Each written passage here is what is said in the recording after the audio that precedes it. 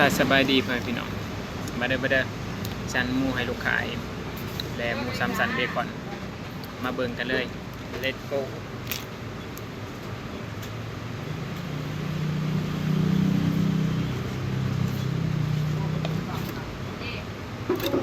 นี่สามสันบาง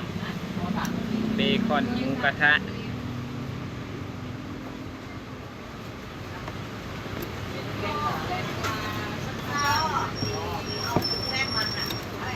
เอาให้ได้ครบ330 บาท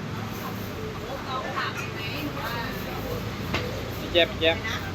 ลองถามวันหนึ่งร้อยใช้100คนไหมเอาแกงต้องนี่งามๆเพื่อนหน่อย